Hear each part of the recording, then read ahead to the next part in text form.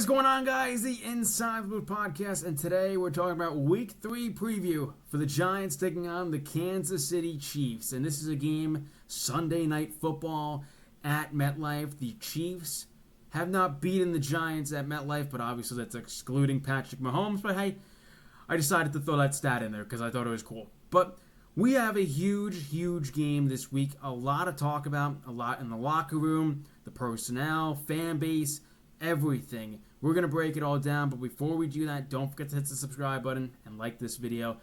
Let's get right into it, and I think the big talking point that I wanted to start off is that the Giants are 0-2, we know that, but it's how they've lost their first two football games. Week 1, the offense was not there. A total of 6 points were scored. 14-6 was honestly the final, excluding a Deebo Samuel late touchdown. That was a winnable football game. Week 2, you put up 37. Brandon Aubrey ties the football game up, and you lose in overtime. The ongoing trend is bad football teams find new ways to lose, and that is, in bold letters, the New York Football Giants. But that's not what I want to do. I don't want to just trash on our New York Giants. I want to talk about some positives because that's what I'm trying to do. I am a very optimistic fan.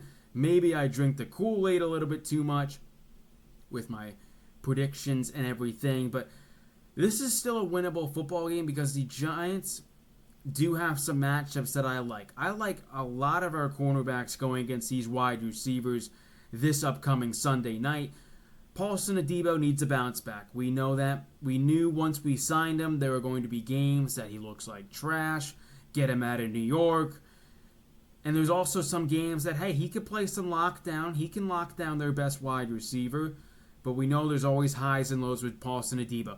Drew Phillips has raised a lot of eyebrows and has raised a lot of hype, at least for, in my opinion, for this Giants fan base and for a future great cornerback in this team, in this organization. Andrew Phillips is definitely my player to watch on the defense this upcoming Sunday. He's really solid. He had a great season last year, this past week, talking smack to CeeDee Lamb, throwing him on the ground, even though he got a penalty. Didn't mind the penalty. But I like that. I need to see this team have some fight and not just look at it and say we're 0-2 and the season is over. They need to take this game. They know that their coaches have jobs on the line, and we'll get into that in a moment. But this is a winnable football game because of the situation the Chiefs are currently in with their injuries. And if you could lock down Travis Kelce, fix the run defense, I think you have a decent shot because this pass rush is legit. When these four guys are on the field, Brian Burns, Kayvon Thibodeaux, Dexter Lawrence, and Abdul Carter, when he's used correctly, they can get to the quarterback and cause extreme havoc. And that's what I want to see.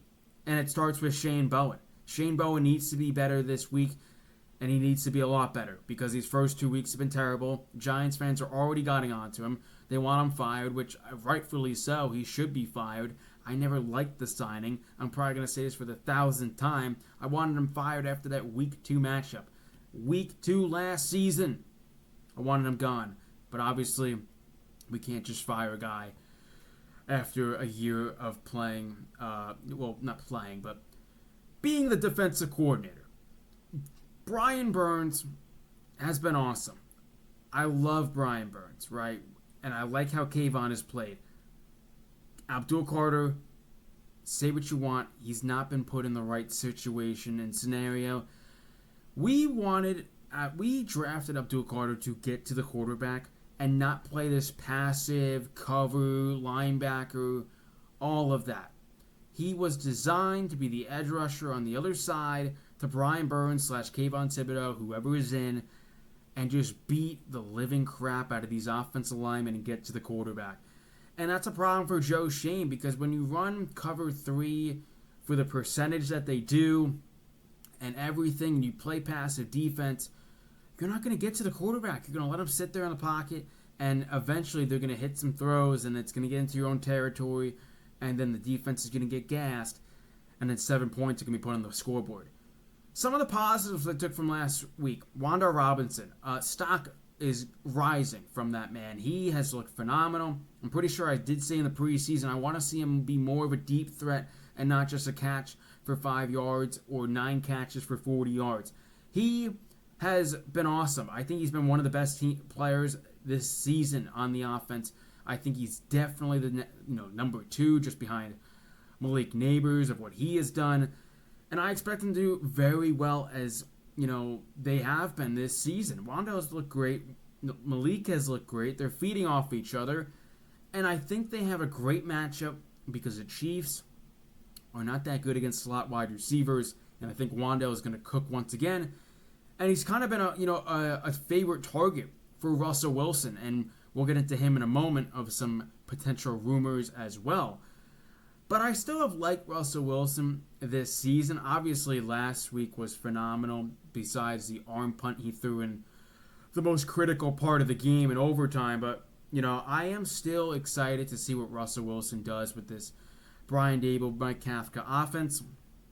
But I do want to get into the rumors of Jackson Dart and the potential of seeing him start in Week 4 against the Chargers. I'm going to say this right now. That is one of the worst organization decisions that they can make, is starting Jackson Dart if the Giants lose Week 3 against the Kansas City Chiefs, or they get blown out. You signed Russell Wilson to give you a good chunk of games, and then later down in the year, Jackson Dart can start, and Brian Daboll can lead him into playing some good football. Starting him Week 4 is not going to save Brian Daboll's job. It is not going to save anybody's job. It is only going to hurt the organization and set them more years back with starting Jackson Dart this early. I get it. The Giants need wins.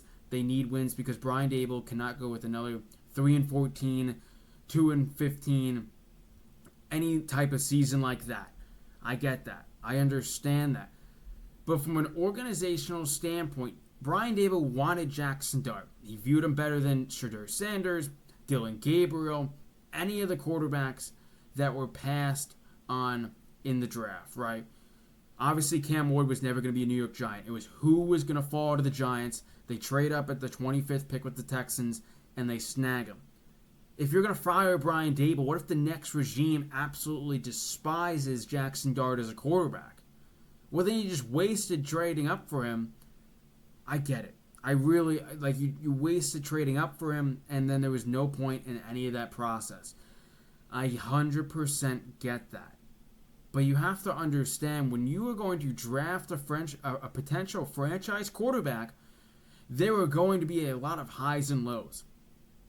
You have to build around him, truly build around him. So far, you've gotten one of the biggest steps. Get him a weapon.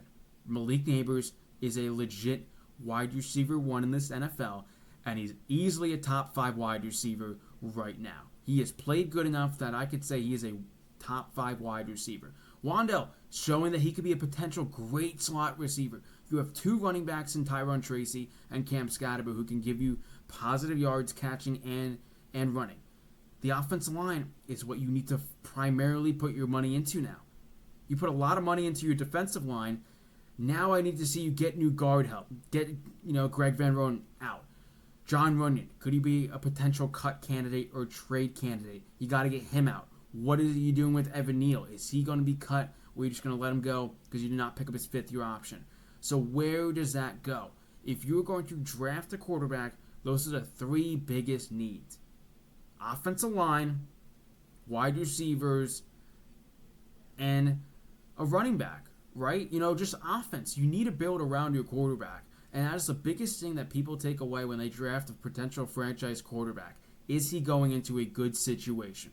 I think for the most part, it is a good situation. Brian Daboll knows how to coach quarterbacks. He knows how to get the most out of the quarterbacks. I mean, for the longest time, we didn't want Daniel Jones, but with Brian Daboll, he looked somewhat okay for the most part. Obviously, highs and lows. More lows than highs from Daniel Jones. But now we see Daniel Jones going to a better situation. He has weapons. He has a great offensive line. And you see what he can do with that. I don't understand why it's been 10+ years that they're only figuring out this now, potentially. Marcus Bowell looks good. But I do have to get into Brian Daboll and Shane Bowen rumors. Like I've kind of touched on it before, firing Brian Daboll makes no sense because there's nobody in the open coaching market that is a legitimate upgrade. Like, who is honestly out there that I cannot name right now that the Giants are going to hire and is going to be considered an upgrade?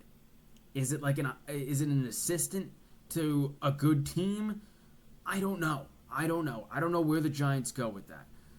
But getting back into this Chiefs game, it's a winnable football game. If you can get to Mahomes, and you can run the football well, and you can defend the run well, and just not let the big plays up, right? I know that's hard to do with the defense that we run. But if you were able to do that, I think you have a decently good chance to win this football game. I do think they can potentially cover a 5.5 point spread. I do believe that. I think they can keep this game close.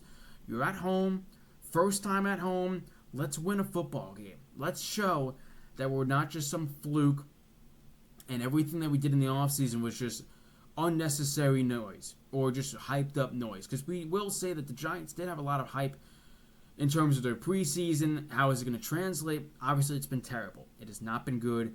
Everything that happened in the preseason, I get it. Preseason, don't fall for the preseason hype. I 100% back that. But I'm saying from what people have said about the Giants room, they're going to maybe steal some games. They have not stolen any games. If there was a game that they were going to steal, it was the first 2 games. Because they didn't look great in Washington, but they held on for the most part. They were down 14-6 for how long? Then they come out flying, putting up 6 points, 2 field goals against Dallas, and then they start playing good football. Russ has 400 plus passing yards. Malik Neighbors has multiple touchdowns. Wanda has a great game, over 100 yards.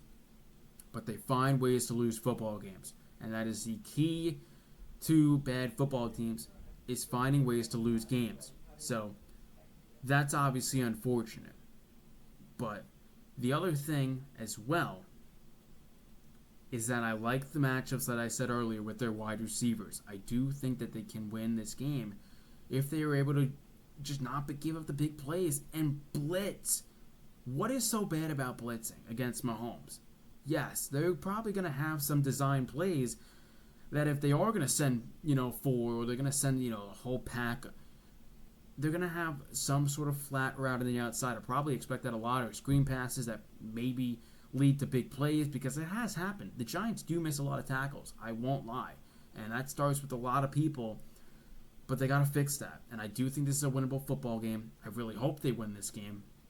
Firing Brian Daboll does not make sense because you just made a big investment in Jackson Dart, and firing him and leading to a new regime does absolutely nothing. But anyways, guys, that is going to do it for this video. Leave a like, leave a follow, and let's go Giants.